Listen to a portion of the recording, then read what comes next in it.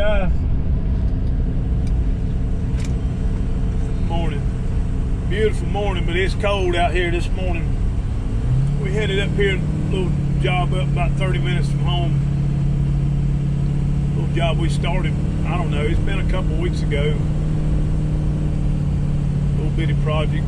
We stopped in there on the way back from another one. It's going to kind of knock it out. And we pulled up on that project and didn't have no idea that there was a land dispute, corner dispute on the corner stake there where we had to do a little bit of grading.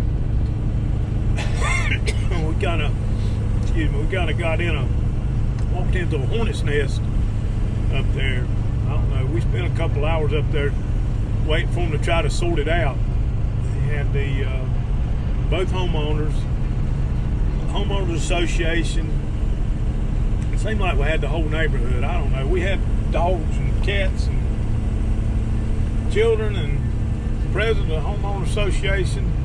Seemed like everybody up there trying to sort this thing out. Me and White, we just kind of sit back and said, hey, you guys need to sort this out before we try to go any further. And after a couple hours, we just kind of poked our head in and said, hey, look, we're gonna back out. You guys call us back when you get this thing sorted out. So I think last week they called us and said everything's sorted out. We're gonna go back up here and see what we got. Hopefully we don't run into that same problem. I think they got it. They had to get another survey. I think it's the third or fourth survey they've had to get, and get this thing when we get this thing resolved. But anyway, that's here and there. We're going up here to see if we can cut this little road out to this back piece of property and give them some access for I think it's a septic tank easement for a field line for a septic tank. That's where we're headed this morning, but we're running a little bit late. It's cold. It's been cold down here the last 3 or 4 days. It's dropping down in about 20 degrees. And I know that's nothing compared to what you guys up north deal with. Man, I don't see how you guys do it day in, day out. But it gets 25, 30 degrees down here, and the wind gets to blowing. Man, it just cuts you in half. The wind will it will cut you in half. But calling for some more harsh weather to come in first of the week. We're gonna go up here. Might do a little bit of chipping today. We got our chipper up running. It's an old small chipper, but that's all we got to chip up here. We're gonna try to do that instead of hauling the brush off. But hang in here with me. I'm about halfway there. We're gonna head on up here and see what we can figure out. Seen something on the news the other night. I don't know. I'm gonna share this with you. I don't know all this political stuff and this, that, and the other, but there's a lot of things about people finding, they're gonna create the government's gonna create a lot of new jobs. And I heard a politician the other night on there say, we're going to eliminate your job, but you can just go find another job. Just go get another job. It'd be a better job, another job. What I think, I don't think that these folks understand that, some of these people out here that's doing this work, it's not a job to them. It's a life. It's a career. It's their livelihood. It's their family business. They grew up in it. And I don't think you just understand. And I'll give you an example. I mentioned before, my dad drove a truck all his life. That's all he wanted to do ever since he got out of school. He's 80. He'll soon be 82 years old. And he drove a truck all his life. He's retired, I think, 3 or 4 times and went back after he retired.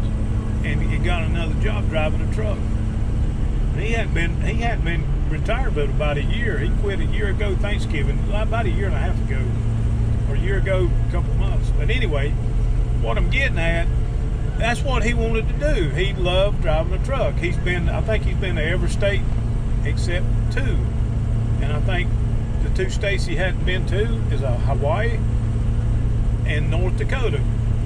And where I'm going with this he didn't want to do anything else. He don't want to do what I do. And when I got out of school, he had some dump trucks and stuff that he drove, and he owned a few dump trucks. And I could have went in there and went with him, but that's not what I wanted to do. And I told him, I said, Bob, I'm not going to follow in your footsteps. I'm not cut out to be a truck driver. I don't like driving a truck now. If I could blink my equipment to the job and blink it back home, that would be the perfect scenario for me. I'm not crazy about hauling rock. I don't like hauling stumps. I don't like hauling brush. I'm just not crazy about being on the road. And it's been that way, I guess, all my life. I'd rather be out here digging in the dirt. But that's where I'm going with this whole thing is, people's not cut out. I'm not, somebody told me, hey, you can make some good money being a carpenter. They got a lot of good carpenter jobs over across town. They're hiring carpenters. That'd be great if I was a carpenter, but I'm not a carpenter. See, that's what I really think people don't understand. And, people look at what we do. You dig with a shovel. And that's just manual work. But they don't understand that shovel to me is like a carpenter's hammer, or electrician's pair of pliers, or a mechanic's toolbox. They don't understand. But this is, I really don't believe that folks on a higher tier, they believe they're on a higher tier or a better job. I wouldn't trade my job for any of their jobs, any job. Doctor, lawyer, politician, none of them. I wouldn't trade what I do because I love what I do. And I know this for a fact, and this is some of the young folks that if they're listening out here, some of the young folks, if you will find and search and find something that you are passionate about and enjoy doing, and can make a living at it. You don't have to make a lot of money, but make a living at it. You find something that you're passionate about, you'll never work a day of your life. You'll never get up dreading going to work. You'll never go to work and say, golly, man, I hate this job, and I believe that. I really do. Because I'll be honest with you, on the easiest days in the type work that I do, the simplest and the easiest days is hard. It's tough. The days it's a breeze, it's still hard work. And be fair with you, there's not but about 2 days in the year that's really good for working outside doing what we do. And the old timer told me this. He said there's 2 good days in the year to work outside, to be in the grading business. He said there's one in the spring and there's one in the fall. And he said the rest of the time it's either too wet, too dry, too hot, or too cold. But that's kind of my 2 cents on that.